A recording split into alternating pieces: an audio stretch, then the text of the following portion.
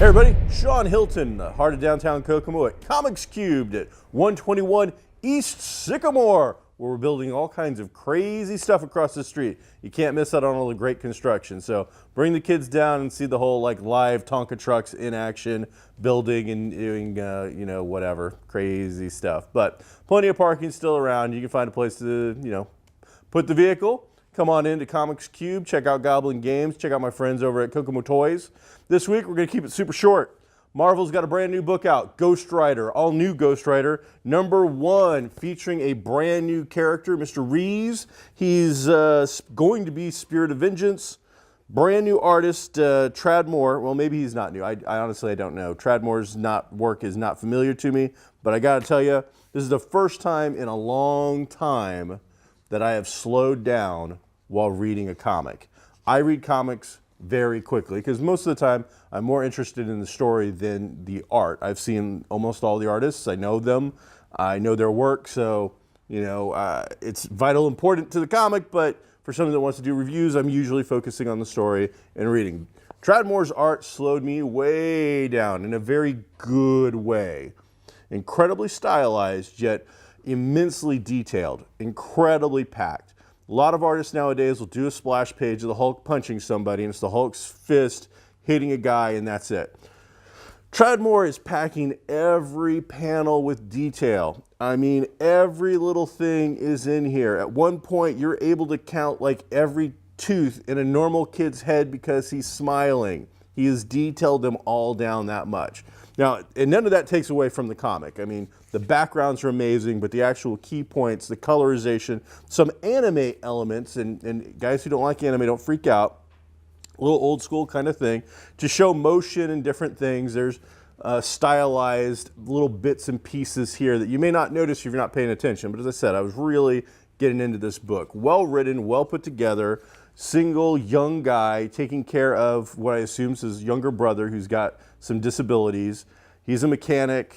Seems to be, obviously, from what you're going to read in the first issue, and it shouldn't be a big surprise.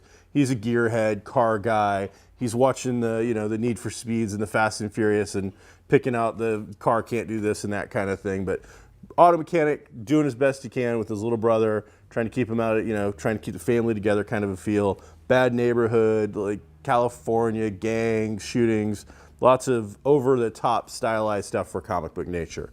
And ends with him in a street race. Street race goes bad, the cops come in. He knows that he's about to go down for it. He was winning the race, and now he's about to go to jail, leaving his younger brother, and he's fraught with that. And then huge twist at the ending, leading into him probably becoming the all-new Ghost Rider, hence him up here. But lots of little things in this. Well worth checking out. All new Ghost Rider #1 from Marvel. Story-wise, well put together, well delivered. Art-wise, other than it being a little stylized with fluidity, really good. In fact, I would put this, he's a top-notch talent. Absolutely worth picking up the book for the art alone. And make sure that every panel you stop, take a breath, and make sure you look at all the little things he's put in there, from graffiti to numbers and letters and things like that. Could be a lot of Easter eggs in here that I didn't catch, but just a lot of really good stuff. Over from Image, brand new #1 called Real Heroes, which was really not very impressive. Brian Hitch, who's known for the Ultimates, comes at you doing the creating, the writing, the drawing. He's doing everything but the inks, the colors, and the letters. So it's Brian Hitch's baby. It's his book. It's superheroes in Galaxy Quest. That's it. If you liked Galaxy Quest and you like superheroes, but there's no humor, then this is the book for you. If you want to go through and pick out who's supposed to be who, portraying some of these characters, and what I mean by that is in the Ultimate Universe, it's very obvious that Nick Fury was based on Samuel Jackson. And you'll have a very obvious reaction to the fact that Chris Pine is probably the leader in this book. The gentleman in the wheelchair is pretty obviously Anthony Stewart Head from Buffy, and the bad boy Charlie Sheen character looks like Bradley Cooper aged a little bit with a bit of a different haircut. There's also a young rapper who could have been played by Will Smith's kid, and 2 female leads that could be played by any actress in the world. The reason I bring all that up and bore you with it was because it's a crappy comic. It's kind of boring. It's not very interesting. The idea is that the people who are starring in the biggest movie ever, for superheroes, the Avengers, are in a sequel. And while they're at the movie premiere, they get attacked by a giant monster, which of course they think is part of the PR for the movie, but it turns out another dimension, another world, an alternate world somewhere else, has had these actual monsters show up and destroy the world. And it all happened on September 11th. So not only does Mr. Hitch start off the book with a 9/11 panel for one of the cheapest emotion shots I've seen in a comic in a long time, but on top of that, he ties the destruction of this alternate universe into, with mutants and devastators as they are called, also to 9/11, which just seems to me to be really sloppy, cheap bullshit. It's not good. That's crap. Who does that? But it appears that Brian Hitch did. And then on top of it, then they are sucked into this other world where their counterparts have been killed. And now they're being asked to take over the roles and to figure out if they can be real heroes. Real crap. Sorry, Galaxy Quest already did your comic, Mr. Hitch. Now I understand that you had some creativity and you wanted to let the world have this story, but it sucked. Ripping off the Avengers movie, mixing it with Galaxy Quest, and then throwing in 9/11 on top of it kind of makes you a hack. Now, I'm the guy on a video camera in a comic store making fun of Brian Hitch, who's amazing work on other projects. It just turns out it's not this. And I don't want to come across as that guy that's just going to slam him and slam him and slam him to, because people like negativity. If it was a good book, I tell you, hell, there's even an editing error in there where they leave out a word. And if your eye doesn't catch it, you're going to go right past it. But this is image number 1. I expect you to actually put the words in the balloons correctly. That should be somebody's job, but you couldn't even get that done right. So to say it's a pass is beyond, it's understatement. Complete and total crap. It's not good. Don't buy it. Don't support it. I'm going to sell it to you if you want to buy it, but I'm going to feel bad. I'm not going to sleep well at night. So there's a lot of other great books out this week, and I'm sorry that I got stuck on that, but just the more I went on and on about it, it was building. I'm like, the 9/11 thing really just irritated me today for some reason, and then all right, so regardless, I apologize. On to other things. We're going to talk about 2 trade paperbacks this week, because we're always talking about brand new stuff, but not everybody watching this show is a brand new reader. So, The Walking Dead, it's the go-to. It's my cheap hack version of ripping somebody off, I suppose, because it's such an easy thing to talk about. The show's doing incredibly well. There's like 2 episodes left. Everybody's into it. The season's about to be ending here and wrapping up, and then we're going to be spending until next October counting down, and oh my God, I can't wait for The Walking Dead. What do I do in my downtime? Well, now's the time to catch up with 20 trade paperbacks. The show's been on for 4 seasons. The comic's been going on for over a decade with different characters.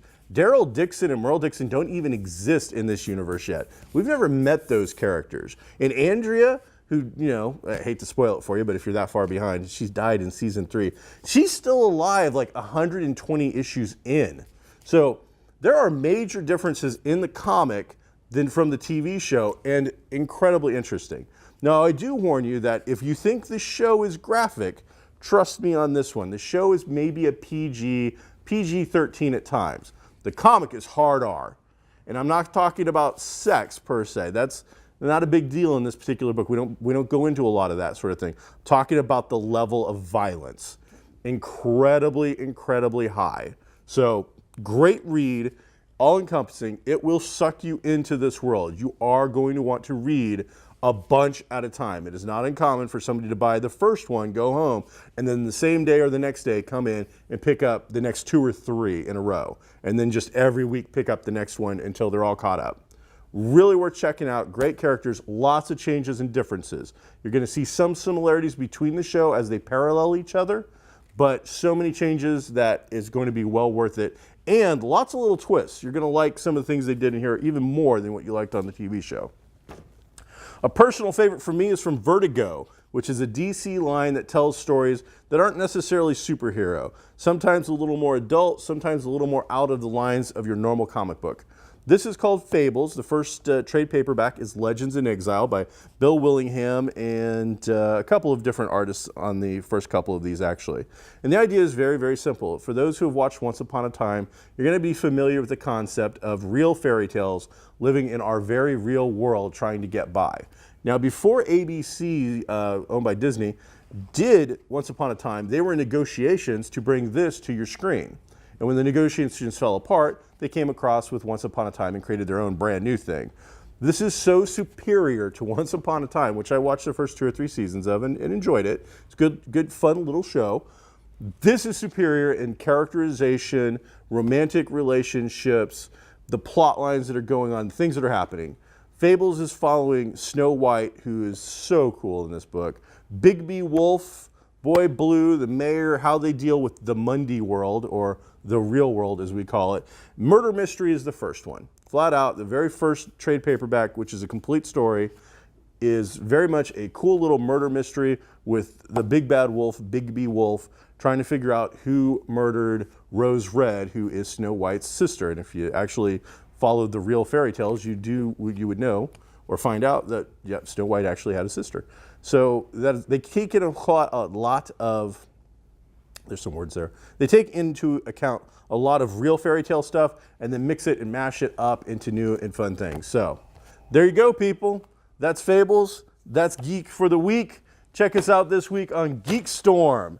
We'll see you at Pepper Whistle where we film GeekStorm Live. I'm Shawn Hilton at Comics Cubed in the heart of downtown Kokomo, and those are my picks for the week. Be groovy.